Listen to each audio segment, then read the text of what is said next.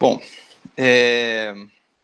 paciente que eu vou apresentar, então, paciente CAR, masculino de 77 anos, procura o consultório para manter o segmento de próstata, isso que ele já vinha acompanhando há alguns anos. O paciente, então, previamente com 77 anos, ele chega para a gente em abril de 2014, referindo que tinha apresentado uma retenção urinária aguda recente, em fevereiro, que teve que procurar o pronto-socorro, foi realizada apenas uma sondagem vesical de alívio, com melhora, não apresentou novos episódios depois disso, e chega com praticamente sem sintomas nesse momento na consulta. Ele veio mais porque ficou preocupado por conta da retenção urinária. Complementando a história, ele nega queixas de hematúria, infecção do trato urinário prévia ou demais queixas associadas. O paciente não tem alterações de hábito intestinal, também sem alterações cardiovasculares. De antecedentes pessoais, ele é hipertenso e diabético, e cirúrgico apenas pós-operatório tardio de hernia inguinal à esquerda, e antecedente familiar, nada digno de nota. Ao exame físico também, tudo dentro do esperado, ao toque retal a próstata fibroelástica, com mais de 60 gramas ao toque, sem nodulações, sem nenhuma alteração suspeita. E ele trazia para a gente também um PSA já de 3,35 nesse momento. Aí, se o senhor quer já discutir, posso prosseguir o caso, professor? Acho que o senhor está com o microfone fechado.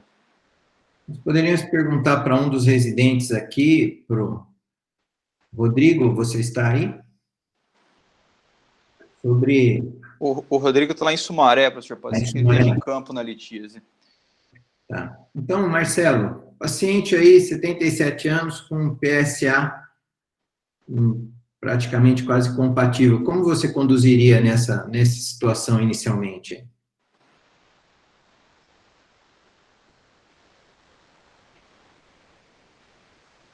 O microfone está fechado também. Oi, perdão.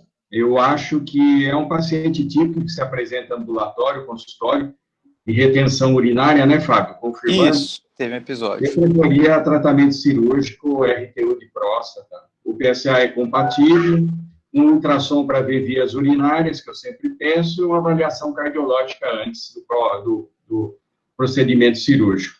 E daí RTU.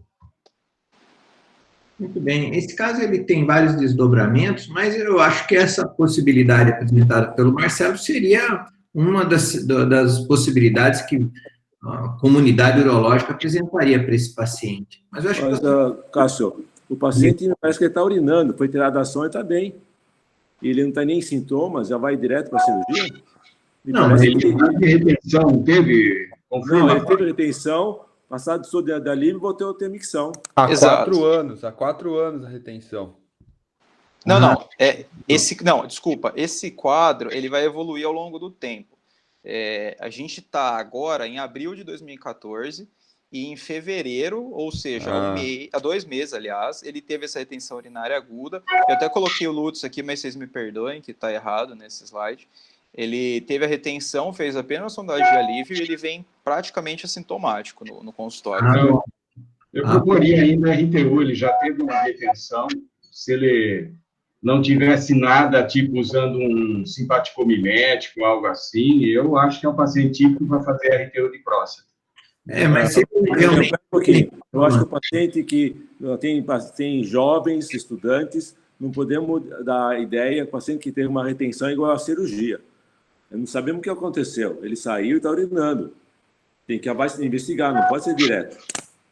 Mas, Carlos, por outro lado também, se passou a sonda, se tem um efeito dilatador, ele pode estar urinando, ou ele tem uma micção que não é completa. Eu acho que a retenção é um sinal importante que não pode ser esquecido, principalmente porque tem internos ouvindo a reunião, achar que a retenção foi um fenômeno no paciente de 77 anos, isolado, sem qualquer outra repercussão, eu acho, assim, um pouco... A gente esqueceu uma coisa importante. Bom, O que confundiu todo mundo aí foi o Fábio apresentar o caso como lúpus grave, e isso dá uma ideia de dimensão diferente, Fábio. Não, Eu me perdoa, isso aí Esse paciente provavelmente erro foi meu. levado a uma avaliação adicional, correto? Qual foi a avaliação? Exato.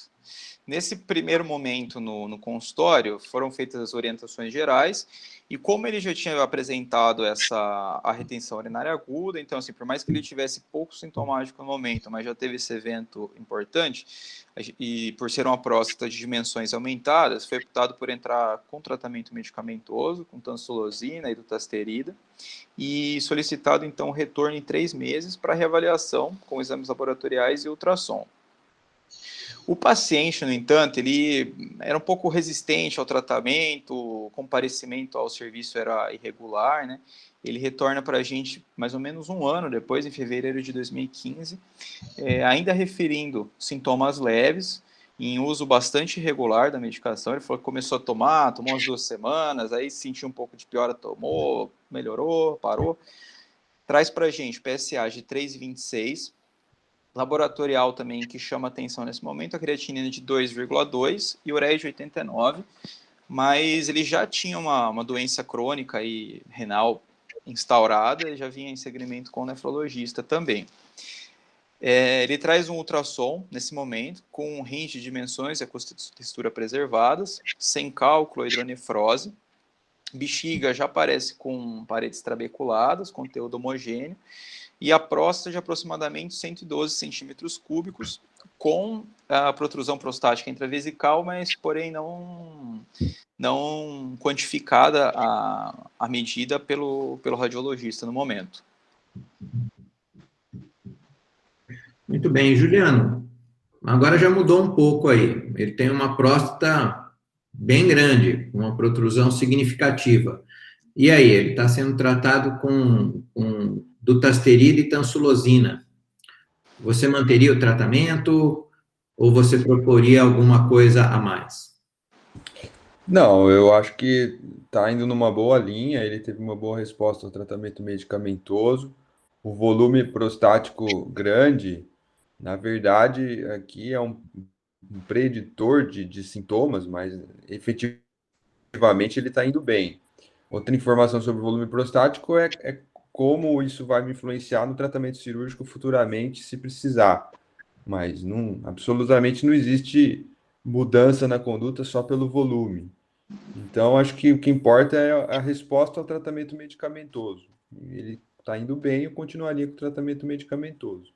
Mas você não temeria aí ele ter uma melhora dos sintomas e manter uma obstrução infravesical? Você não agregaria nenhuma avaliação nesse paciente? Não, veja bem, essa possibilidade da falência vesical instalando-se de uma forma progressiva e silenciosa é uma possibilidade sempre existente em qualquer caso de LUTS. Se eu for me basear por isso para pedir uma urodinâmica, eu acabo pedindo para todos os pacientes. E do ponto de vista formal, não é isso o que tem de verdade no momento. Então, eu não solicitaria urodinâmica por esse propósito. Eu me basearia na resposta ao tratamento, na evolução, para pedir o exame de urodinâmica. Mas tem mais alguns dados que a gente pode ter de maneira facilmente não invasiva. Primeiro, qual é o resíduo pós-miccional? E segundo, faz parte das guidelines fazer fluxometria. Você está em tratamento clínico, você sabe como ele responde. A gente sabe que os sintomas não se correlacionam com os funcionais. O paciente pode estar muito bem e ele pode estar com um esvaziamento incompleto, um fluxo muito baixo, e que fala a favor que talvez esteja realmente uma próstata obstrutiva e que pode descompensar no futuro. Mas o senhor está dizendo que a avaliação não invasiva ela ainda está incompleta, vamos dizer. O ultrassom não apresentou todas as informações, o caso não foi esgotado ainda. Não, correto. Bom dia, professor Palma. Prazer em vê-lo aqui. O senhor quer comentar alguma coisa sobre o caso? Bom dia a todos. Quero sim. Eu estou tomando em conta a idade do paciente, 77 anos. Isso, ele já está numa faixa de risco de hipoatividade vesical. Então, eu concordo que esse senhor mereceria uma avaliação aerodinâmica, porque nós temos que excluir essa possibilidade. Muito bem. Fábio, você pode seguir? Vamos lá, professor. Perfeito. Nesse momento, então, foi optado por manter com tratamento medicamentoso e, novamente, a gente vê o paciente ele dá mais um ano e pouquinho para voltar. Ele volta apenas em novembro de 2016 para controle e o quadro clínico praticamente estável, assim, sintomas leves, sem novos episódios de retenção urinária e, novamente, o uso bastante regular de tratamento medicamentoso. Nesse momento, ele traz novos laboratoriais para a gente, ureia de 93, creatina de 2,6, estacionado aí em segmento com o nefrologista, uma nova dosagem de PSA com valor de 12, porém mantendo uma relação benigna de 27% e uma densidade também benigna de 5,7%. Aí nesse momento, mantendo assintomático, a gente seguiu para ele, reforçando a necessidade das medicações e um novo retorno em 3 meses. 3 meses que a gente vê normalmente, agora passam mais ainda. Ele volta apenas em setembro de 2019, novamente para controle, queixando-se de sintomas moderados, então a gente vê que teve uma progressão clínica dos sintomas. Novos exames, uma creatina de 2,9, ureia de 101 e um PSA de 21, mas ainda mantendo para as dimensões prostáticas e para uma relação benigna. Ele traz também um ultrassom de rins e vias urinárias, aqui que eu vou apresentar de maneira resumida, com rins com cistos bilaterais, mas de características simples, nem nada suspeito, sem cálculos ou hidronefrose. A próstata vem com volume aproximado de 217 ml, e a bexiga de paredes espessadas, trabeculadas, com detrusor de até 1,8 milímetros, e a protrusão prostática intravesical de 23 milímetros.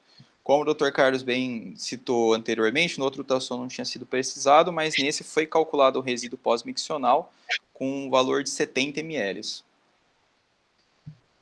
Nesse momento, diante da progressão dos sintomas, a gente vê que a próstata realmente de dimensões aumentadas. A gente sugeriu para o paciente tratamento cirúrgico, mas ele não aceitou. Aí ficamos novamente com a medicação e o retorno em 3 meses com exames laboratoriais. O senhor quer falar alguma coisa? Léo, nessa situação, houve aí uma progressão desse PSA. Você teria algum temor com relação ao PSA ter subido, apesar de ele ter uma próstata imensa? É comigo, Cássio. Léo, bom dia. É comigo? Leonardo. Veja, ele tem um componente significativo de aumento benigno. Se ele mantiver com o toque normal e considerando a idade desse paciente, é muito improvável que ele tenha um câncer clinicamente significativo, né? Então, o risco maior aí é de nós fazermos um superdiagnóstico e consequentemente, supertratamento. Então, a resposta é não, eu não ficaria preocupado nesse momento. E qualquer dúvida eventual que eu tivesse, eu abordaria com uma ressonância antes de qualquer coisa. Mas não é o momento ainda, na minha opinião. E lembre bem da idade desse paciente. Ou seja, a chance dele ter um câncer de próstata clinicamente relevante é pequeno. O risco maior é de nós trazermos problema para ele, com esse raciocínio e não ajudá-lo. Ótimo. Essa que eu acho que é a principal mensagem para os alunos. O Cássio. Diga. Só complementando, nós vimos aqui a evolução do paciente que não era renal crônico e agora é renal crônico, porque com 2,9 de creatinina ele pode não ser dialítico, mas agora ele está em insuficiência renal crônica. Então, reforço, posso estar totalmente errado, mas minha visão particular é que ele ter sido operado lá atrás. Hoje ele tem uma bexiga de paredes espessadas, trabeculadas, que tem uma grande chance de evoluir para hipotonia. Agora tem uma próstata grande, um volume urinário que já deve estar reduzido. Então, nós vimos uma evolução clínica de um paciente que já estava obstruído, foi indo, perdeu função renal, pode até ter sido ajudado pelo diabetes e hipertensão, e agora ele é um renal crônico e nessa situação. Então, o procedimento cirúrgico aqui só vai aliviar um pouco, mas acho que a evolução agora já se determinou. Reforço que eu tinha colocado lá de início, que ele tem que ter sido operado lá atrás. 77 anos, ele é relativamente jovem. Hoje a gente pega paciente com 80 e pouco, 90 anos, então falar que ele já tem uma certa idade, eu acho que ele é jovem ainda. Eu acho que a questão aí foi a pouca aderência do paciente à investigação. E talvez aí, por conta disso, um retardamento de uma investigação invasiva por meio de estudo urodinâmico, né? Mas... Posso fazer uma colocação? Posso fazer uma colocação? Eu acho que, óbvio, a gente teria que ter uma avaliação de perto da creatinina, que faz parte do acompanhamento do paciente prostático, e de eventual dilatação do trato superior. Se você não tem dilatação do trato superior, a gente não tem uma segurança para culpar a próstata como deterioração do trato superior. Então, acho que, óbvio, isso que o Marcelo colocou, talvez é fundamental, mas talvez não justifique uma cirurgia precoce se você tiver a oportunidade de acompanhar esses fatores, né, que vão realmente deteriorar o trato superior. Se ele não tiver dilatação do trato superior e você conseguir acompanhar a creatinina dele adequadamente, você vai ter qualquer sinal de piora e você tem uma ideia de que não está sobrecarregando o trato superior. Então, acho que tem esse conceito. O Marcelo colocou muito bem esse aspecto, mas eu imagino que isso não seja, o receio não seja a justificativa da cirurgia se você conseguir contornar isso, vigiar isso de outra forma. Só essa colocação. Sim. O caso veio assim, eu acho que nós podemos seguir, Fábio. Perfeito. E acho que é um consenso que poderia ter sido um segmento um pouco mais próximo, talvez um pouco mais invasivo. Segue, Fábio. Perfeito. A proposta, então, nesse momento, ficou no retorno de 3 meses com exames laboratoriais. No entanto, o paciente evolui com internação no pronto-socorro agora em maio de 2020. Ele veio por um quadro de queda do estado geral, febre, mal-estar. Foi internado, então, com a hipótese diagnóstica de sepse de foco urinário e com bichigoma. Nesse momento, foi submetido à sondagem vesical de demora e antibiótico terapia, que teve que permanecer durante 10 dias, com melhora do quadro clínico. Observamos também uma piora importante da função renal, né? Então, a insuficiência renal que já era crônica apresentou uma agudização. Aqui é 2,9, vocês vão me desculpar, 2,9, a creatinina vai para 4,1 e a ureia de 101 para 30. Nesse contexto da urgência, foi solicitada uma nova ultrassonografia de rins e vias urinárias, na qual podemos ver uma nova avaliação da próstata, só que nesse exame ela veio mantendo a protrusão prostática intravesical cerca de 3 centímetros. A próstata, a medida veio um pouco menor, veio com 168 gramas ou 168 centímetros cúbicos, e interessante, uma alteração que não tinha, a gente estava acompanhando ele com ultrassom, mas uma alteração que não tinha sido vista nos anos anteriores, que foi uma lesão próxima à junção uretero-vesical à esquerda, que está demonstrada aqui essa área entre os xizinhos, medindo 1,1 por 1,15 centímetros, inespecífica ao exame, não sabendo exatamente se poderia ser uma massa, um tumor, um coágulo, alguma outra alteração, associada a moderada ureterohidronefrose ipsilateral. Uma lesão diferente. O Marco Rodstein está aqui na reunião. Marco. O Alexandre da prova. Oi. Qual é a opinião do Marco e do Alexandre a respeito dessa lesão? Bom, oi, Cássio. Bom, vamos ver se o Alexandre concorda comigo, Alexandre. Bom dia aí também. Bom dia. Eu acho que pela ultrassom realmente uma lesão inespecífica, até porque se a gente tivesse conseguido ver um fluxo aí ao Doppler, poderia ser mais suspeita para uma neoplasia. Parece que pode ser o próprio volume prostático ou uma lesão real. Acho que teria que prosseguir. O que você acha, Alexandre? Eu concordo, Marco. Eu acho que a partir do momento que existe a identificação de uma lesão que claramente não tem as características de um cálculo, porque ela não é hiperecogênica, não tem sombra acústica posterior, nesse caso, levando em consideração, inclusive, o problema da função renal do paciente, eu acho que o próximo passo aqui é uma ressonância magnética. E foi feita a ressonância magnética, Fábio? Foi, professor. Foi solicitada uma ressonância de próstata e pelve, que acabou também avaliando o abdômen. E interessante que, nesse momento, o paciente não quis que fosse realizado contraste endovenoso. Então, a gente vai ter algumas limitações aí por conta dessa solicitação do paciente. Trouxe algumas imagens selecionadas aqui junto com o Dr. Alexandre, em que é possível ver a próstata de volume aumentado, com cerca de 193 centímetros cúbicos, e tem umas aqui podemos ver, numa uroressonância feita, a ureterohidronefrose moderada, à esquerda, e na próxima imagem a gente consegue ver também a próstata aqui de dimensões aumentadas, e já é possível ver a lesão na junção ureterovesical à esquerda, de 14 por 10 milímetros, de características expansiva, com restrição nas imagens em difusão, bastante sugestiva de neoplasia. Mas então foi feito contraste? Alexandre, você quer fazer algum comentário? É verdade. Na verdade, acho que foi algum método que o doutor Alexandre fez.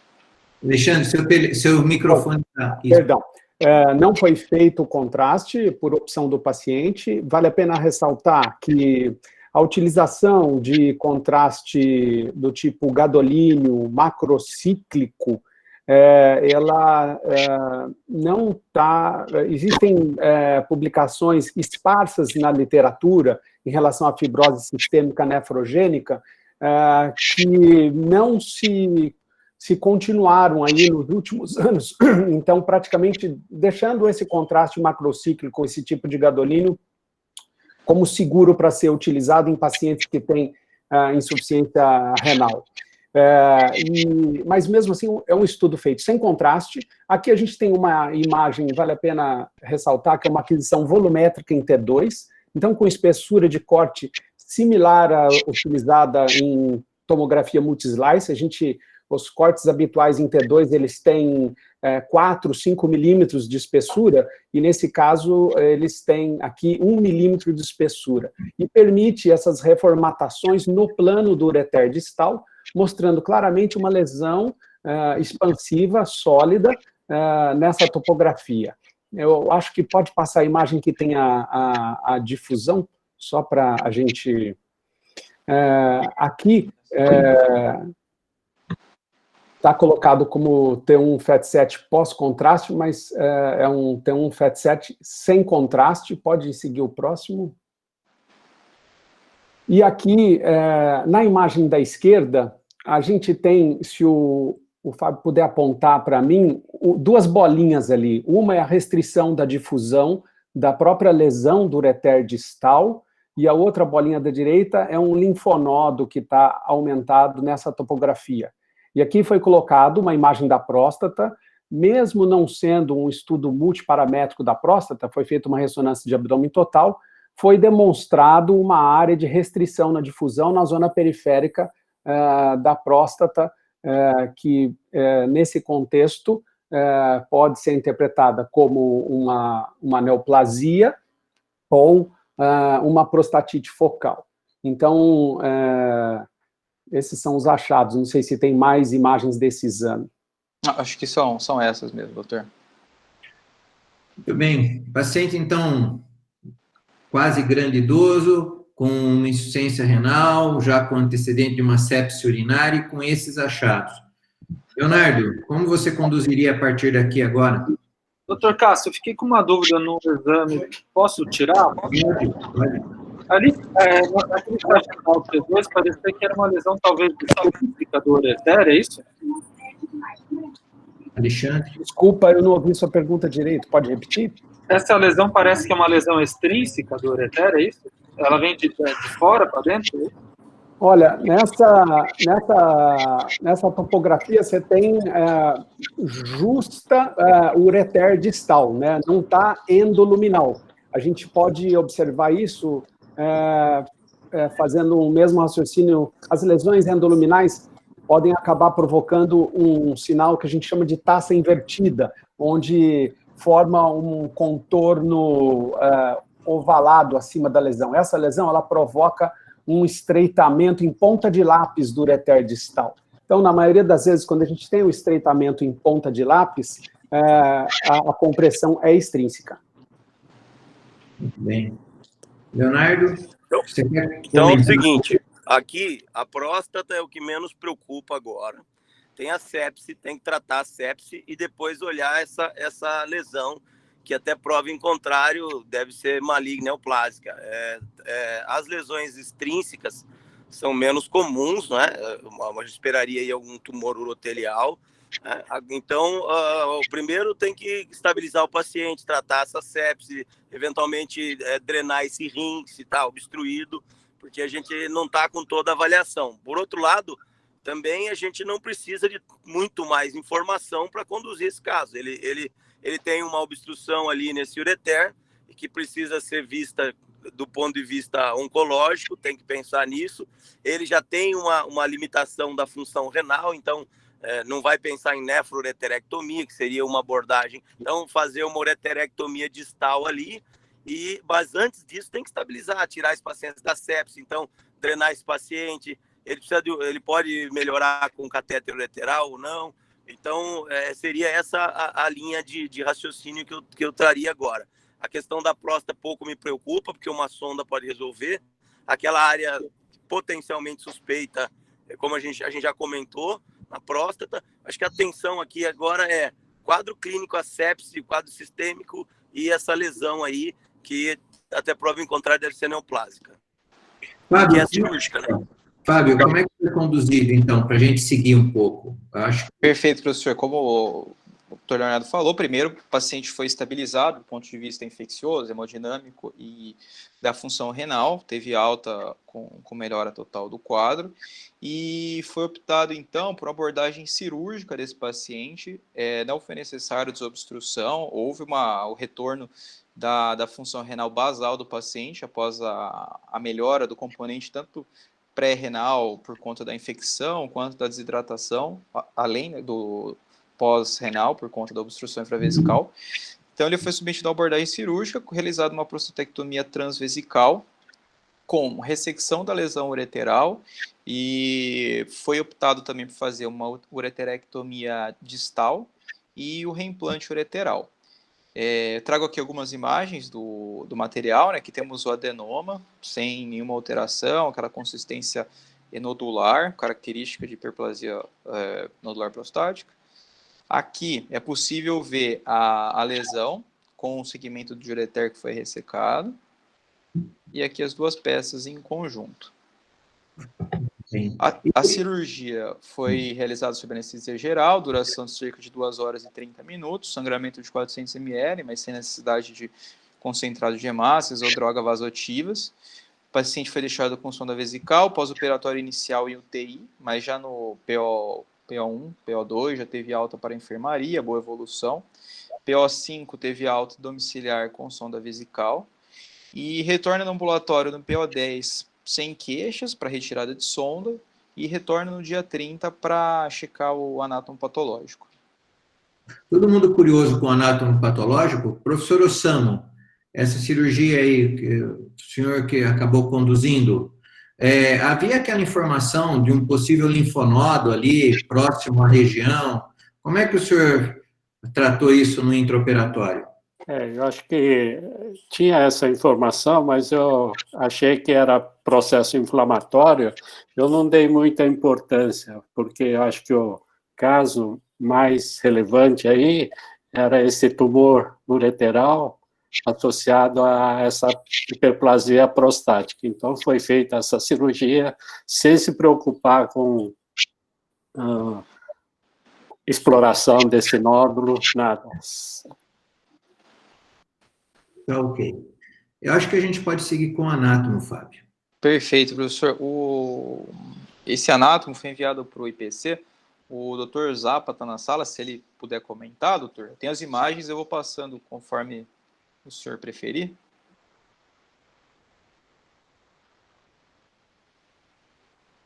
Bom dia, doutor. Estão me ouvindo?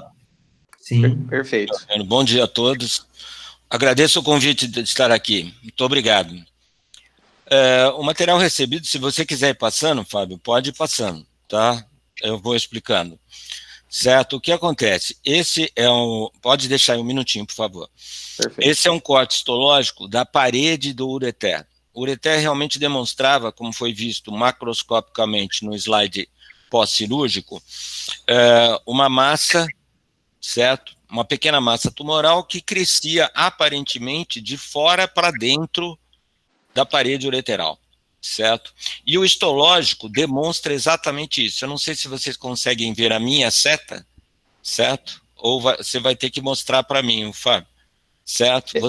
O meu cursor não aparece, doutor. O meu aparece ou não, né? Acredito que não também. Então vai. Então vou tentar mostrar isso dizendo para vocês o seguinte: do lado esquerdo, essa parte branca seria a luz ureteral. Então, o revestimento por epitélio ureteral, que não tem alterações. E do lado direito, e na profundidade da parede, nós observamos já essa proliferação celular, formando essas estruturas tubulares, pseudoacinares, e que aqui na parte inferior mostra a projeção da neoplasia para a luz do ureter, que é exatamente correspondente à imagem radiológica que existia, e a suspeita, pelo que eu estou vendo radiológica também, de alguma lesão, de alguma tumoração, neoplásica ou não, que estava crescendo de fora para dentro do ureter. Cumpre ressaltar aqui que na parede externa do ureter nós secamos e não encontramos nenhum outro nódulo. Como o próprio professor Osamu disse, certo? Ele não retirou aquele suspeito linfonodo que aparecia na imagem, ok? Como é uma neoplasia de origem epitelial com arranjo carcinomatoso e aparentemente de um adenocarcinoma, que não é esperado na região do ureter, nós prosseguimos a nossa investigação. Pode passar o próximo, por favor. A primeira coisa que a gente faz, é óbvio, a gente fazer um estudo imunohistoquímico para tentar encontrar o sítio primário da neoplasia. Por uma razão de proximidade, a primeira hipótese que eu tive foi realmente de uma metástase de um carcinoma prostático. Mesmo pensando que metástase em parede de ureter é uma coisa extremamente rara, muito difícil da gente ver. Então, tentamos a próstata como primeira hipótese, e se essa não fosse positiva, tentaríamos alguma outra coisa a mais, por exemplo, uma provável patologia gastrointestinal, etc. Mas logo na primeira, certo, nós conseguimos demonstrar isso, a imunohistoquímica do anticorpo do PSA, com uma positividade difusa na neoplasia. Seguinte. Aí está, a parte de cima é a parede do ureter, o epitélio todinho escuro, e abaixo a neoplasia que vem de fora para dentro, infiltrando e ulcerando a parede do ureter, e completamente positiva para o PSA. Então isso nos deu a oportunidade de fazer o diagnóstico de uma metástase ureteral de um carcinoma prostático. Como é um caso que normalmente não é visto, e eu particularmente, com quase 40 anos de patologia, nunca tinha visto uma metástase de carcinoma de prostático em ureter, eu pedi auxílio ao meu mestre, né, o professor Athanasi, pedi para ele rever a biópsia, rever a imuno, e ele realmente confirmou. Ele falou, olha, não são raros os casos, são poucos casos na literatura, mas você está diante realmente de uma metástase de um carcinoma prostático em parede ureteral. A próstata, agora, então fechado esse diagnóstico, nós passamos para a próstata. como o professor Osamu disse, certo? Ele fez uma próstata de alívio, particularmente, tirou um adenoma. Nós fizemos inúmeros cortes nessa próstata e não encontramos nenhuma neoplasia neste material enviado. Tá? Muito provavelmente, ela deve estar naquela área em que a própria imagem mostra uma hipercaptação na zona periférica. Ok? Estou à disposição, acho que não tem mais nenhum slide. Deve ter mais algum, Fábio, por favor? Tem mais esse aqui? Esse aí é só para demonstrar os nódulos hiperplásicos, glândulas dilatadas no parênquima prostático. Ok? Então, está aí o resultado do anátomo, certo? A hiperplasia nodular da próstata, a lesão ureteral inicial, que era estas estruturas tubulares, como eu já expliquei, esse é o diagnóstico da microscopia óptica comum, certo? Seguinte. E esse aí é o resultado da imunohistoquímica com o PSA positivo, o CEA também, o RG positivo, EMA e a proteína P63 negativa. Todos os controles foram positivos e o nosso diagnóstico de um adenocarcinoma moderadamente diferenciado com provável sítio primário em próstata. Certo?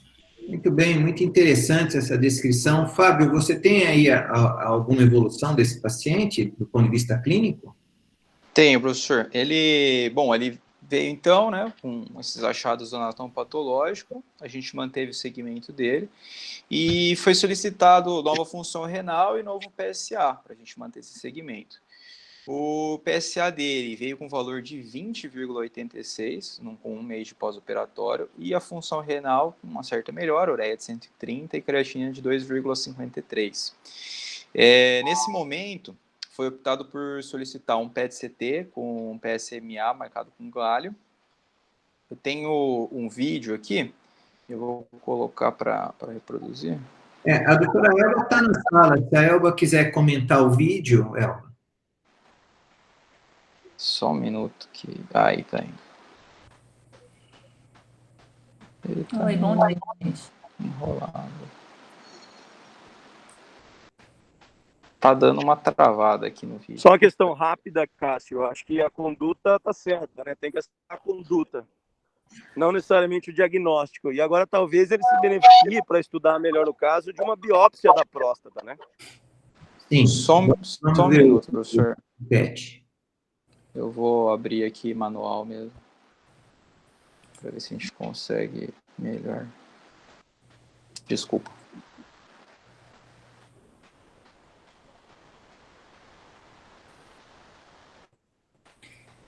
Fábio, enquanto você está abrindo aí, quanto tempo depois da cirurgia foi feito o PET-PSMA?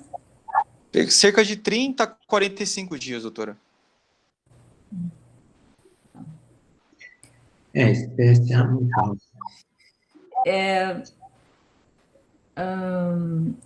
Só para eu entender do ponto de vista clínico para vocês, vocês esperariam uma redução do valor do PSA depois de 30 dias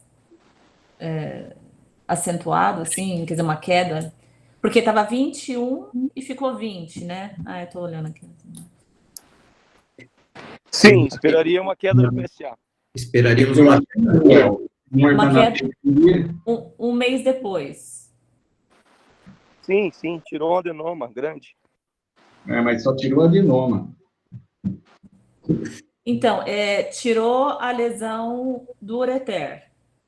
Exato. E para aí. Ali. Eu vou voltar, doutora, pode deixar. Tá. Tirou a lesão do ureter, mas e a próstata? Foi feita uma adenomectomia, Elba. Tirou ali tendo como limite de corte a zona de transição. Foi retirada a zona periuretral e de transição. Tá.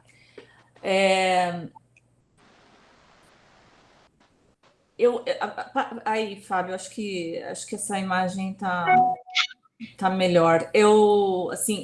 Normalmente a gente tem outras imagens para olhar e o seu cursor você não consegue colocar o cursor, nem se você fizer um laser pointer. Aí, pronto. Agora está aparecendo. Pronto. A seta na área mais quente no meio ali é a bexiga.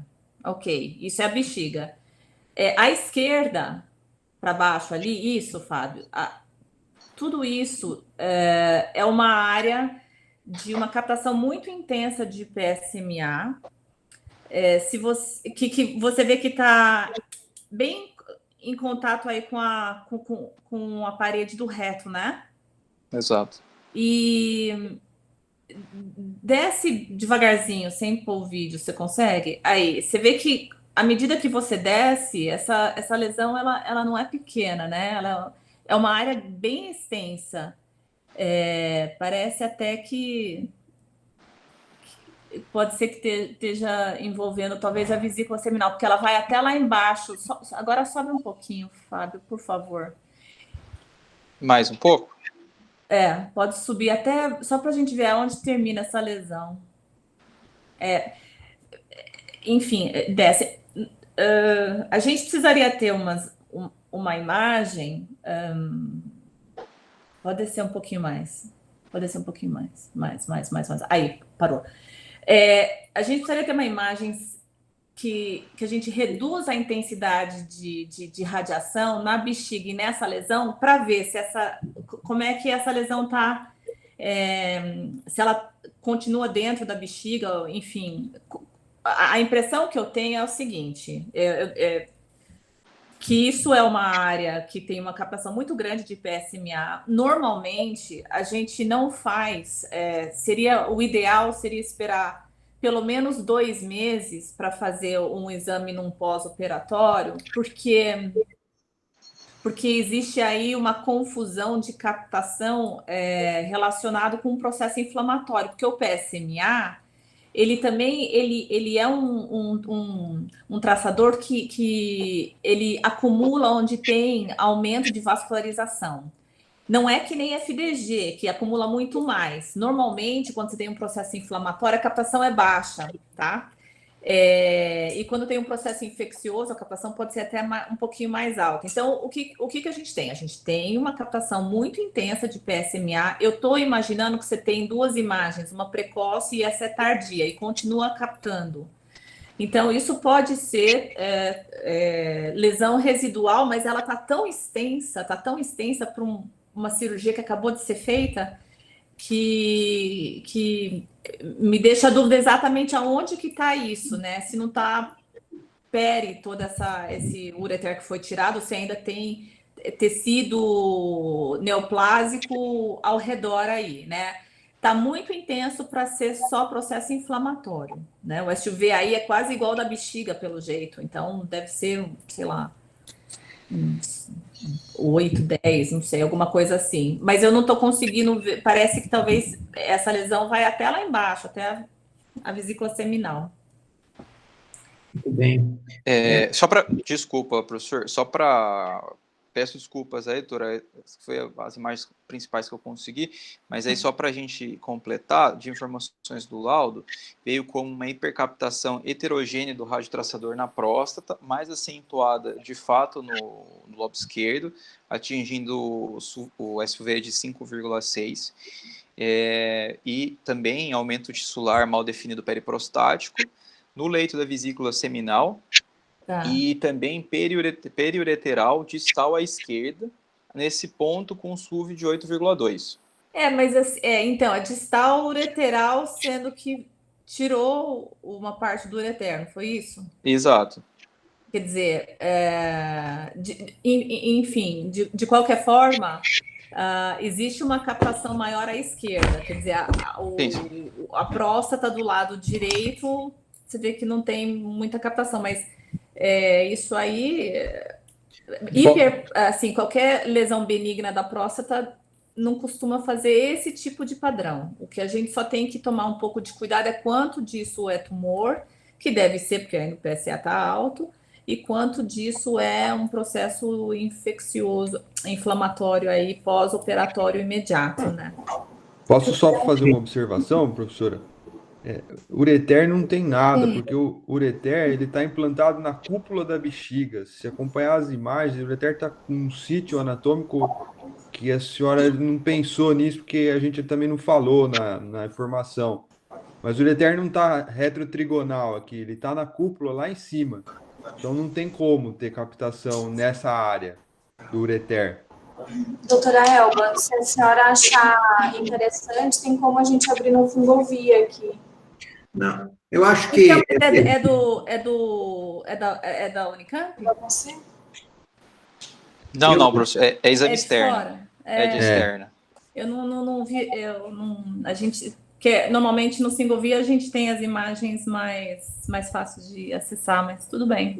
Fábio, você tem a evolução desse paciente a partir daí? Sim, professor, deixa eu só voltar aqui, que tivemos essa Para nós vermos como é que percorrência.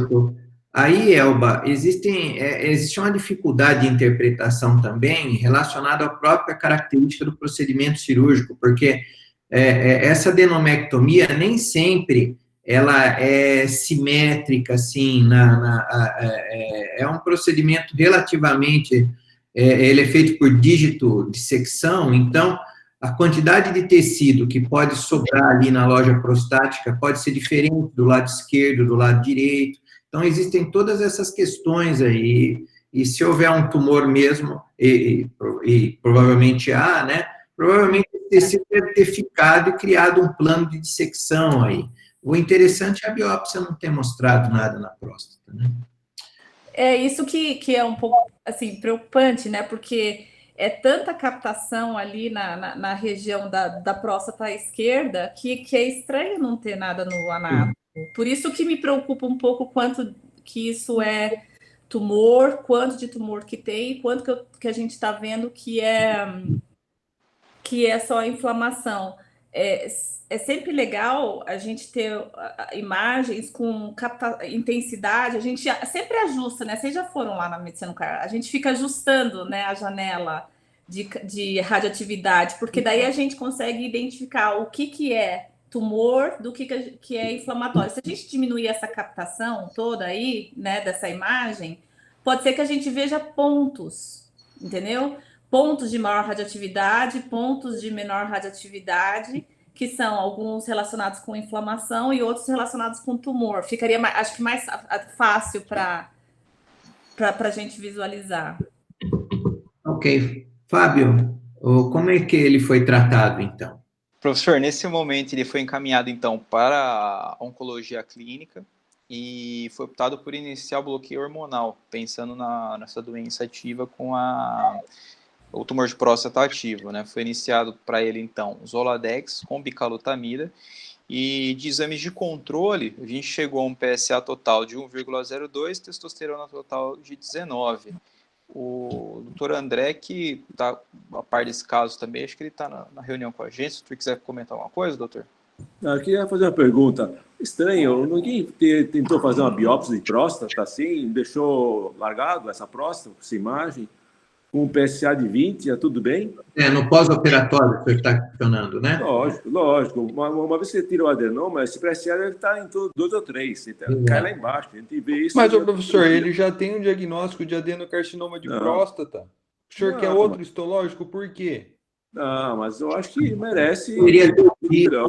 Poderia conseguir caracterizar melhor o grau de indiferenciação do tumor. Está muito estranho. Bom, tudo bem.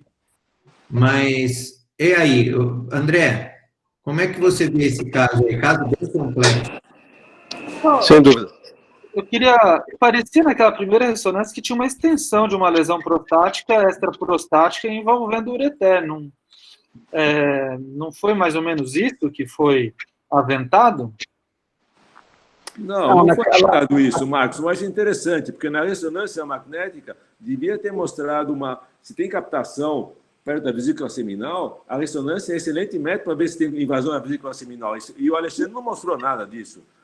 As coisas estão... Eu acho que o Ossão misturou várias cartas aqui, está deixando a gente meio confuso. Deixa eu falar... 3 ou 4 casos e está realmente quando a gente enxerga. Foi confuso mesmo. Deixa eu falar uma informação, só uma informação. A dissecção do ureter foi feita por via intravesical, como se faz no politano. Então, não tinha tumor da próstata grudado no ureter. O trígono era livre. O tumor realmente estava na parede do ureter. Não, eu concordo, Juliano, mas o PET-PSMA sugere um comprometimento da vesícula seminal. E pela ressonância, é o melhor método para ver comprometimento da vesícula seminal. E não mostrou nada. Eu acho que estão pondo casos diferentes. Sim, André. Deixa eu só fazer um comentário que a lesão na ressonância do ureter não havia continuidade dela com a próstata, como havia sido comentado, né? E existia, sim, aquela área suspeita na zona periférica da próstata à esquerda, grande, com restrição na difusão, mesmo não sendo uma ressonância multiparamétrica. Então, vamos seguir. E aí, André, só resta bloquear.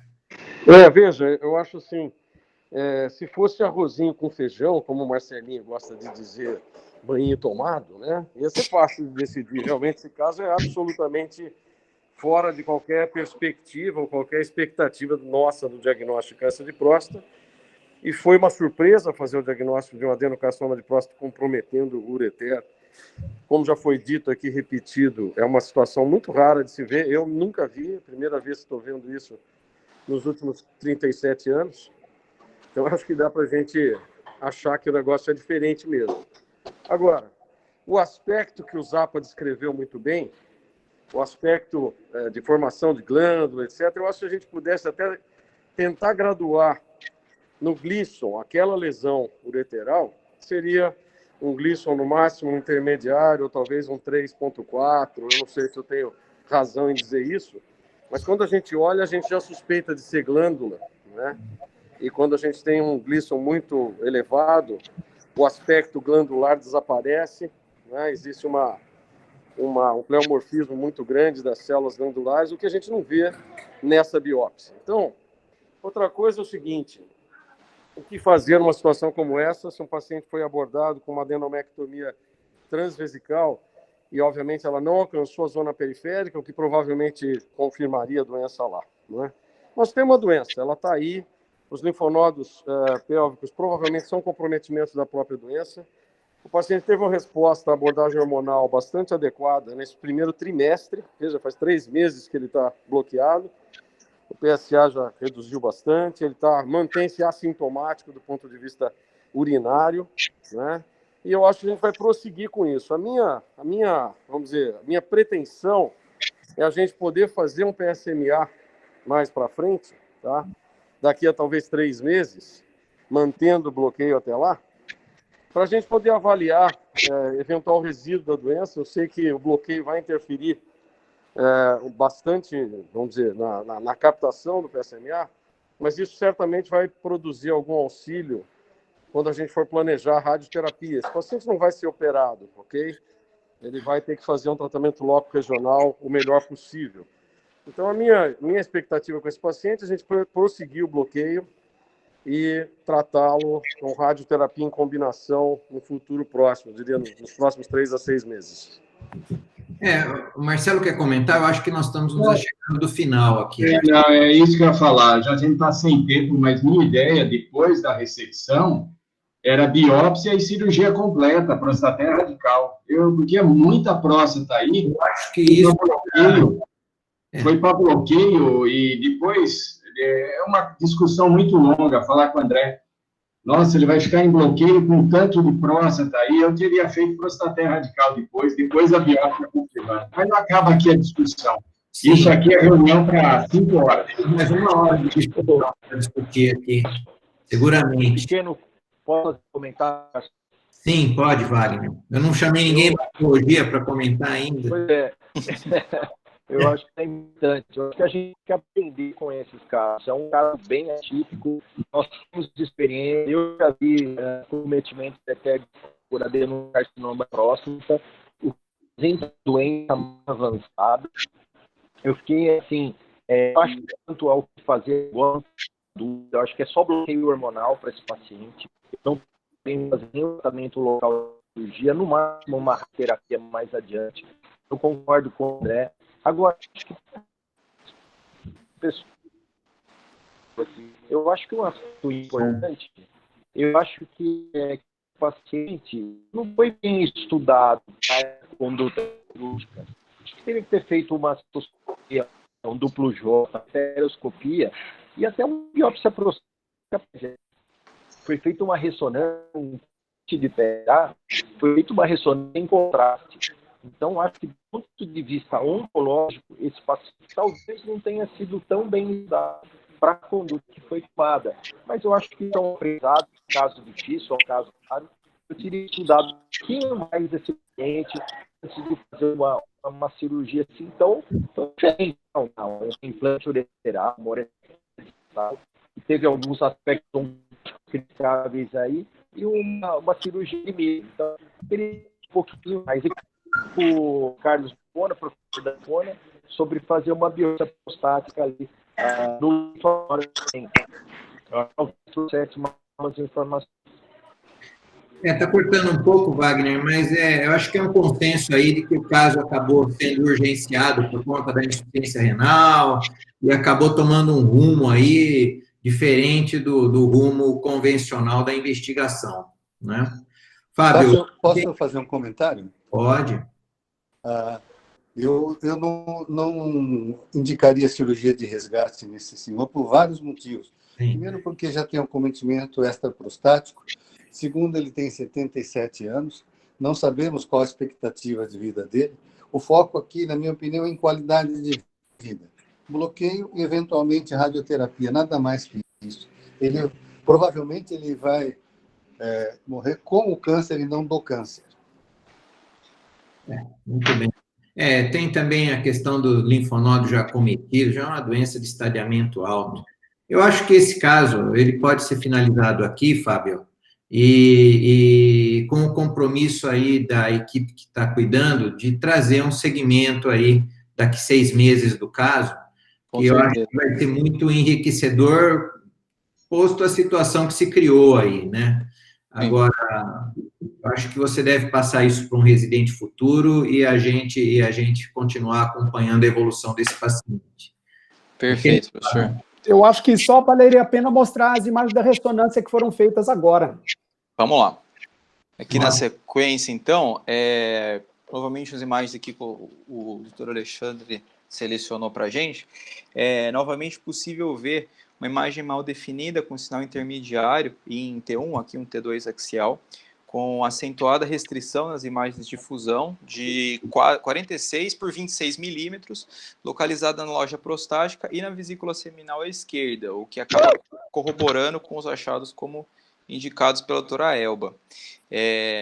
A lesão apresenta íntimo contato com a parede posterior da bexiga e também a parede anterior do reto, também corrobora com os achados do PET.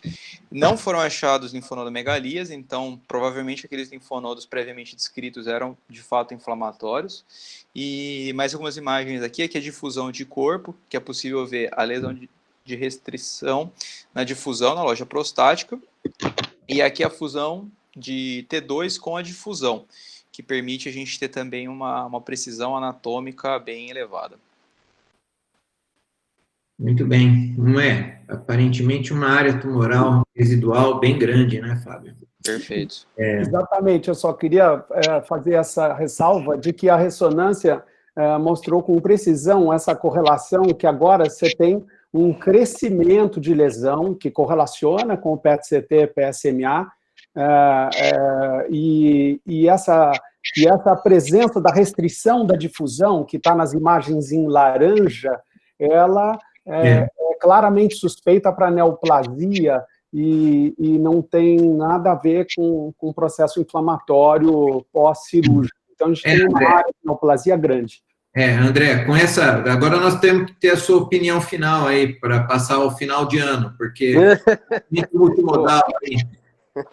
Pessoal, é o seguinte, está muito precoce. Essa imagem foi feita com todo o interesse investigacional, ok? Imagem realmente muito boa, muito esclarecedora, mas eu ainda acho que não é o momento da gente avaliar a anatomia nesse momento. Eu concordo com a opinião do Palma, acho que levar esse paciente para a cirurgia não ia trazer benefício em termos de sobrevivência e provavelmente ia impactar mais negativamente na qualidade de vida dele, pela idade dele, principalmente.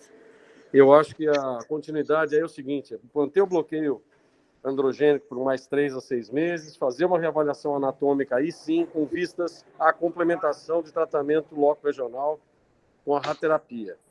Então, essa imagem é uma imagem de 3 meses de tratamento, tá? Eu me dou por satisfeito por vê-la agora, vou ter mais curiosidade de vê-la daqui a 3 ou 6 meses, vai depender muito do comportamento do doente em si, da sintomatologia e do próprio PSA, mas a minha expectativa é, numa próxima imagem, a gente poder usar essa imagem com vistas vamos dizer assim, o apontamento, né, a delineação do campo de radioterapia. Essa é a minha opinião. Ok. André, e por que não inicia a radioterapia agora? É isso que eu ia perguntar também. Bom, Carlos, eu acho o seguinte, fazer a radioterapia agora é bom também. O que nós temos que entender é que se houver uma redução de volume, nós vamos propiciar uma maior eficiência loco-regional da radioterapia. A gente já teve a oportunidade de comentar isso aqui outras vezes. A radioterapia a eficiência da radioterapia é inversamente proporcional ao volume tratado, tá? Então, se a gente conseguir reduzir volume, diminuir atividade metabólica, a gente vai conseguir uma resposta anatômica e aí a radioterapia vai ter mais facilidade em tratar a doença. É óbvio que essa área toda vai ser englobada pela radioterapia e provavelmente os linfonodos pélvicos. Mas mesmo assim, a concentração conformacional da radioterapia vai ser nessa área da vesícula seminal, da zona periférica, da próstata como um todo, né, do que sobrou dela depois da adenomectomia. Mas isso não faz diferença do ponto de vista do controle loco-regional, fazer a radioterapia imediatamente ou daqui a 3 ou 6 meses. Bira, eu gostaria de ouvir o seu comentário final do caso. Eu acho que nós temos que encerrar a reunião, são 9 horas. Rapidamente, poderia falar meia hora desse caso, mas eu gostaria de deixar algumas mensagens, que são algumas incógnitas da oncologia. Primeiro, existe um adágio que diz o seguinte: todo cisne é branco. Então, você pode usar essa denominação. Se você achar um cisne preto, você não pode mais falar que todo cisne é branco. Estou falando o seguinte: nós acreditamos por anos na tal da densidade de PSA, que foi uma coisa feita de uma maneira não com evidência forte e não com estudo muito amplo. Esse caso derruba essa noção. E a gente vê outros casos derrubando. Eu quero fazer uma pergunta a todos aqui. Quem dos senhores que tivesse uma próstata enorme, os senhores tivesse uma próstata de 1 quilo e tivesse um PSA de 20, quem não gostaria ou quem não ficaria preocupado de saber se tem câncer ou não, achando que a próstata é o que está dando o PSA? Eu acho que todo mundo se preocuparia. Então, achar que a densidade de PSA é a causa de aumento de PSA, e aí a questão do tamanho da próstata, é uma falácia. Esse caso já teria indicação de biópsia, porque eu estou vendo que assim, ele não aumenta de idade, ele está com 77, passou para 76, estou achando estranho. Eu achei que ele viesse com 77 lá atrás. Então, quando ele foi visto, ele tinha 70, 71 anos. O Marcelinho eu já teria indicado, eu também teria indicado a cirurgia naquele momento. Mas, vamos lá. Ele veio sendo orientado e o PSA veio dobrando. Chegou a 20 e ninguém fez biópsia. Se fizesse biópsia, não chegaria a esse ponto. Então, a gente tem que aprender com as coisas. E eu concordo com o Wagner que a conduta oncológica ela foi sendo embasada numa crença, digamos, entre aspas, que não se reproduz muito na prática. Qualquer indivíduo com PSA acima de 20, seja lá o que for da próstata, você vai biopsiar, você vai ficar curioso para saber se tem câncer ou não. E outra falácia é, não vamos biopsiar porque vamos fazer uma conduta alterada. Não, você pode até não fazer nada. O Léo sempre fala isso, não vou biopsiar porque ele já é idoso. Que conversa é essa? Você tem que saber o que você tem. Se for uma doença indiferenciada, trate. Se for uma doença normal, você pode não tratar. Agora, não fazer a biópsia, você não sabe, chega nesse ponto. Então, nós temos que aprender com esse caso que PSAs estourados têm que ser, sim, diagnosticados, essa dúvida tem que ser dirimida, porque você pode chegar numa situação dessa. O resto, acho que foi falado, eu não faria nada nesse paciente, talvez não faria biópsia, e talvez nem bloqueio hormonal, só acompanharia. Essa é a minha opinião, mas óbvio que não vou falar, porque a gente vai ficar mais 1 hora conversando sobre esse assunto. Obrigado. Bem, acho que nós fechamos aqui as reuniões semanais com um caso extremamente interessante, caso muito diferente. É uma pena que nós tenhamos aí essa limitação aí do tempo, né? Então, eu convido a todos para que a gente volte a esse caso daqui a uns 3 meses, com essa revisão bibliográfica, Fábio. Uhum. E Reservado. E nós possamos ter mais informações do caso no longo prazo e voltar a essa discussão desses pontos todos que ficaram aqui abertos aqui, tá ok? Quando volta a reunião, Cássio? Nós vamos voltar à reunião na segunda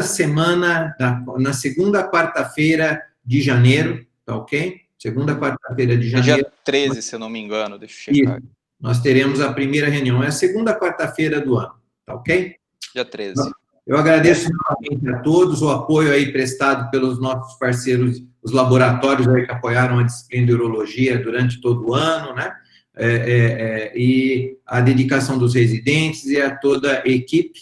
E eu desejo a todos aí um ótimo final do ano e que o ano que vem seja um ano cheio de sucesso a todos, com melhora da pandemia, e fica essa mensagem aí para todos aí no final desse ano. Muito obrigado, então. Abraço.